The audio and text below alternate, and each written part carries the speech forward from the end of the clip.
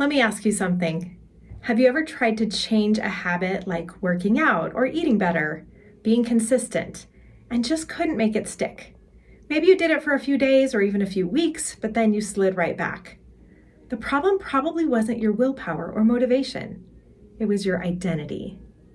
My name is Bethany, and I'm a mom and a music teacher, and I love what James Clear teaches us about identity in his book, Atomic Habits. He says your identity is who you believe you are, and whether you realize it or not, your actions will always line up with that internal belief, even if it is outdated or unfair.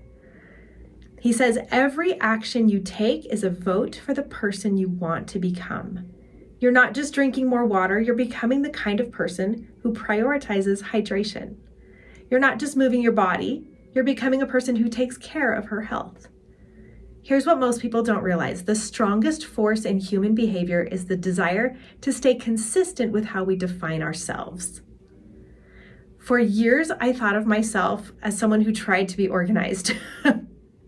But I had one really bad habit of leaving a pile of laundry in my closet.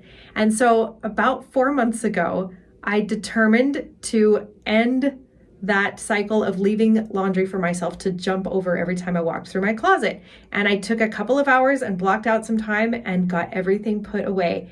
And I kid you not, ever since then, I have put away not every single thing every day, but I have not had a mountain of laundry to climb over.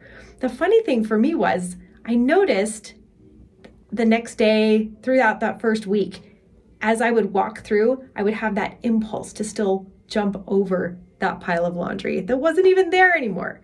And so, but as I've just maintained that habit, I've developed that identity. I'm a person who organizes my closet and I keep things put away, and now I can get dressed in peace. Think of your identity like a thermostat. If it's set to 68 degrees, that's your comfort zone. If life heats up and you're doing really well, you subconsciously sabotage to cool things back down. If life dips, you fight back, but only to get back to 68 degrees. You need to change the setting to raise your identity to match the future you want. Don't wait until you feel like that person. You become the person by doing the things they would do. Want to be someone who finishes what they start? Finish this challenge. Want to be someone who's healthy? Drink the water, take the supplements, move your body. It starts with action. And you'll notice something. When you take that consistent action, your identity begins to shift. Your brain starts to say, this is who we are now.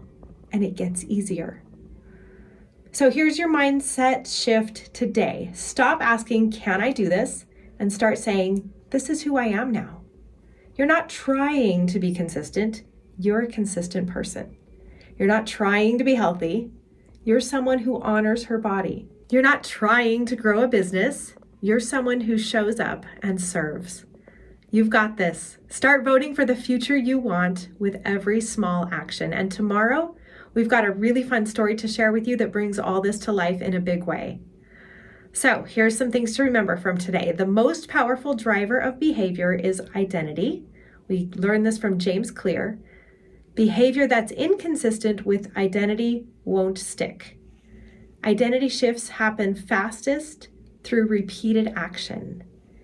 What is one new identity you are stepping into today?